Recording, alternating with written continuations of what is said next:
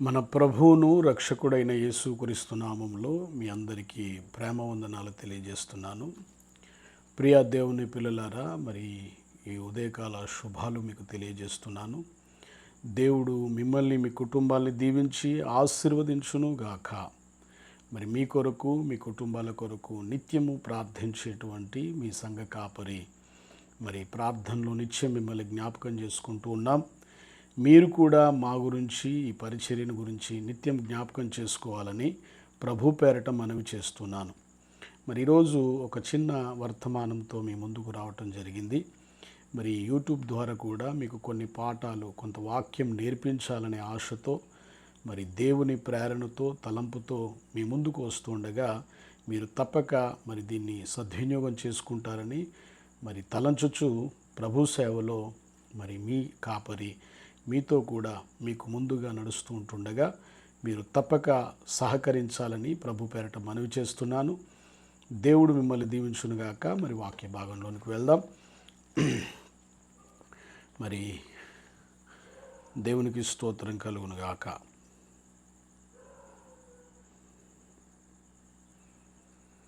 మనము ఆదికాండము మరి నోవాహును ఆదికాండంలో దేవునితో నడిచిన వ్యక్తి అని సాక్ష్యం పొందినటువంటి వ్యక్తి ఎవరైనా ఉన్నారు అంటే అతడు మరి హానోకు అని మనందరికీ తెలుసు. హానోకు దేవునితో నడిచినటువంటి వ్యక్తి. హానోకు మరి దేవునితో మరి నడిచిన వ్యక్తిగా మనం చూస్తున్నాం. హానోకు 360 సంవత్సరాలు జీవించి దేవునితో నడిచి మరణము చూడకుండా కొనిపోబడ్డాడు. మరి హానోకు దేవునితో నడుచుటకు గల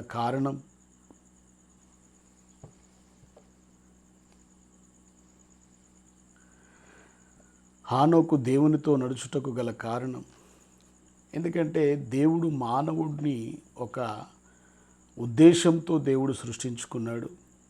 తన కోసము సృష్టించుకున్నాడు. తనతో నివసించాలని, తనతో నడవాలని, తన కొరకే జీవించాలని, తన చిత్తము, తన ఉద్దేశాలు మానవుడు నెరవేర్చాలని దేవుడు తన చిత్తాన్ని నెరవేర్చడానికి ఒక సాధనంగా, ఒక పరిచారకునిగా, ఒక మరి పనిముట్టుగా దేవుడు మానవుని చేసుకున్నట్టుగా బైబిల్ గ్రంథం చెప్తా ఉన్నది.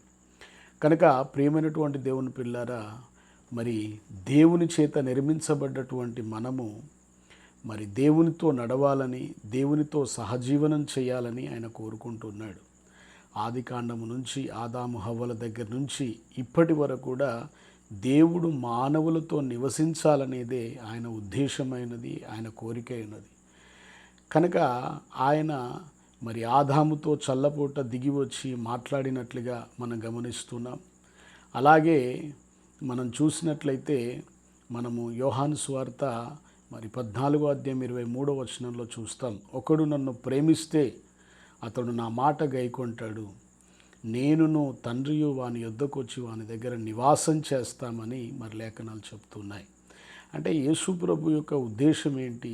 మనతో నివసించాలని, మనతో నడవాలని, మనతో జీవించాలని ఆయన కోరుకుంటూ ఉన్నాడు.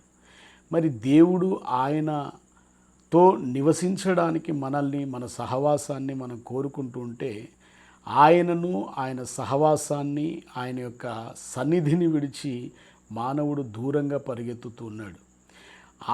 ఆ పరిగెత్తిన కారణాన్ని బట్టే మానవుని జీవితంలో అనేకమైన శ్రమలు, ఇరుకులు, ఇబ్బందులు కలుగుతూ ఉన్నాయి.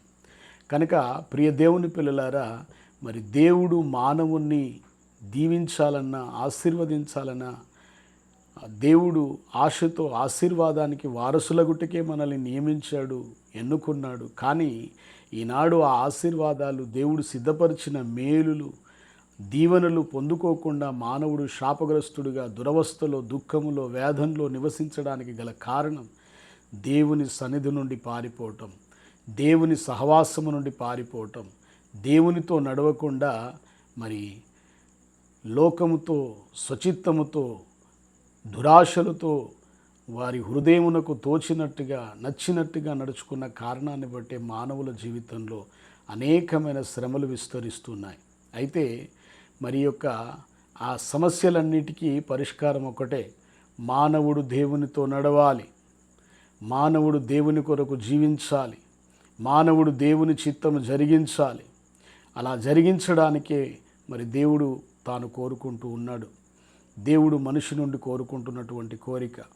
మరి అలాంటప్పుడు నీవు నేను మనం దేవునితో నడవడానికి ఇష్టపడుతున్నామా? మరి దేవునితో జీవించడానికి ఇష్టపడుతున్నామా? డాంబికులు ఆయన సన్నిధిలో నిలవలేరు, దుష్టులు ఆయన సన్నిధిలో నిలవలేరు, అపహాసకులు ఆయన సన్నిధిలో నిలవలేరు. కనుక ప్రేమైనటువంటి దేవుని బిడ్డలారా, ఆయన సన్నిధిలో నిలబడలేకపోవడానికి గల కారణం నీ దుష్టత్వమేమో, నీ యొక్క పాపమే కారణమేమో. కనుక దయచేసి నీ పాపాలను, నీ దుష్టత్వాన్ని విడిచిపెట్టి నీవు ఆయన సన్నిధిలో నిలవగలిగితే నీవు ఏవేవైతే పోగొట్టుకున్నావో, ఏవేవైతే కోల్పోయావో వాటన్నిటిని తిరిగి సంపాదించుకోగలవు. కనుక ప్రేమైనటువంటి దేవుని బిడ్డ, మరి ఈరోజు దేవుని సన్నిధిలో నిలిచే వ్యక్తివిగా నువ్వు మారాలి. దేవుని సన్నిధి మరి నీ జీవితంలో ఎన్నో విజయాలను, ఆశీర్వాదాలను తీసుకొచ్చేదిగా ఉంటుంది. మరి నోవాహును చూస్తే మరి దేవునితో నడిచిన వాడని సాక్ష్యం పొందాడు. మరి హానోకును చూస్తే దేవునితో నడిచిన వాడని సాక్ష్యం పొందాడు. హానోకు మరణమే చూడకుండా కొనిపోబడ్డాడు. మరి నోవాహు ఉగ్రత నుండి తప్పించబడ్డాడు. మరి కనుక ప్రేమైనటువంటి దేవుని బిడ్డలారా, నీవు నేను మనము కూడా ఉగ్రత నుండి తప్పించబడాలన్నా, మరి మరణము మన జీవితంలో మరణాన్ని జయించే వ్యక్తులంగా మనం ఉండాలన్నా మరి హానోకు వలె దేవునితో నడవాలి, నోవాహు వలె దేవునితో నడవాలని మరి ప్రభు పేరట మీకు మనవి చేస్తున్నాను. మరి కనుక ప్రేమైనటువంటి దేవుని పిల్లారా, మరి మీకా గ్రంథము, మరి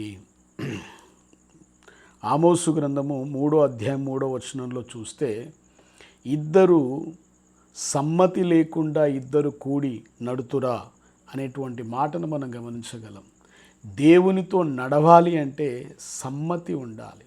ఎవరితో సమ్మతించాలి? దేవునితో సమ్మతించాలి. దేవునితో సమ్మతించినప్పుడు దేవునితో కలిసి నడవగలుగుతాం. దేవునితో కలిసి నడిస్తేనే, దేవునితో కలిసి అడుగు వేస్తేనే మన జీవితంలో విజయాలను చూడగలుగుతాం, ఆశీర్వాదాలను చూడగలుగుతాం. మరి దేవునితో సమ్మతించడం అంటే ఏంటి? కనుక ప్రేమైనటువంటి దేవుని పిల్లారా, మరి దేవునితో సమ్మతించడం అంటే ఆయనతో సమ్మతి గల మనస్సు, ఏక మనస్సు, క్రీస్తు యేసు మనస్సు నీకు నాకు ఉండాలి. మరి క్రీస్తు యేసుకు కలిగిన ఈ మనస్సు కలిగి ఉండండి అని మనం పిలిపిల గ్రంథంలో చదువుతున్నాం. ఏ మనస్సు అది? దీన మనస్సు. మనం చూస్తే మన మత్తయి సువార్త 11వ అధ్యాయం 28వ వచనంలో చూస్తే ఆయన పిలుపునిస్తూ ఉన్నాడు. ప్రయాసపడి భారం మోస్తున్న సమస్త జనులారా నా యుద్ధకు రండి, నేను మీకు విశ్రాంతి కలుగజేస్తానని చెప్పాడు. నేను సాత్వికుడను, దీన మనస్సు గలవాడను, నా కాడి సులువుగా ఉంది, నా కాడి మీ మీద ఎత్తుకొని నా యుద్ధ నేర్చుకోనండి, అప్పుడు మీకు విశ్రాంతి దొరుకుతుందని వాక్యం చెప్తా ఉంది. ఆయన దీన మనస్సు గలవాడు, నీవును దీన మనస్సు గలవాడివిగా మారాలి. అంటే దేవునితో నువ్వు నడవాలనే ఆశ నీకుంటే నీవు దీన మనస్సు కలిగిన వాడివిగా మారాలి. దీన మనస్సు అంటే మరి మనం అన్ని విషయాలలో తగ్గించుకునేటువంటి తత్వం, మనస్తత్వంలోనికి రావాలి. కానీ ఈరోజు చాలామందికి ఈరోజు అహంకారయుక్తమైన మనస్సు, మాటలలో అహంకారం, చూపుల్లో అహంకారం, ప్రవర్తనలో అహంకారం, ఎక్కడ చూసినా గర్వం, ఎక్కడ చూసినా అహం, ఎక్కడ చూసినా ఈగో, తగ్గింపు లేదు, దీన మనస్సు లేదు. ఇలాంటి మనస్సు కలిగిన నీవు దేవునితో ఎలా నడవగలవు? దేవునితో ఎలా అడుగులు వేయగలవు? ఆయనకి నీకు సమ్మతి కుదరట్లే. ఆయన మనస్సు వేరు, నీ మనస్సు వేరు. ఆయన మనస్సు దీన మనస్సు, నీ మనస్సు అహంకారయుక్తమైన మనస్సు. కనుక దయచేసి నువ్వు దేవునితో నడవాలంటే నీకు ఉండాల్సిన మొదటి లక్షణము ఏంటంటే దీన మనస్సు కలిగిన వాడివిగా మారాలి. నోవాహు దీన మనస్సు కలిగిన వాడిగా ఉన్నాడు, హానోకు దీన మనస్సు కలిగిన వాడిగా ఉన్నాడు. కాబట్టే ఆయన మరి హానోకుతో కూడి నడిచినట్టుగా చూస్తాం. మనం యెషయా గ్రంథంలో చూస్తే నేను దీన మనస్సు గల వారి యొద్ద నివసించువాడను అన్నాడు. హల్లెలూయా. అంటే దీన మనస్సు కలిగిన వారి దగ్గర నివాసం ఉంటాడు ఆయన. నీ దగ్గర దేవుడు నివసించాలన్నా, నీతో దేవుడు నడవాలన్నా, దేవుడు నీతో జీవించాలన్నా, నీవు దేవునితో జీవించాలన్నా, నీలో దేవుడు నీవు దేవునిలో ఉండాలన్నా, నీకు ఉండాల్సిన ప్రథమ లక్షణం ఏంటంటే దీన మనస్సు. ఈ దీన మనస్సు నీకు ఉన్నట్లయితే తప్పకుండా దేవునితో నడిచే కృప నీకు దొరుకుతుంది. మరొక వీడియోలో ఈ దేవునితో నడిచేటువంటి విధానం ఎట్లో మనం నేర్చుకుందాం. ఇంకా దీన మనసు గురించి కూడా చాలా విషయాలు నేర్చుకుందాం. దేవుడు మిమ్మల్ని దీవించునుగాక. God bless you all.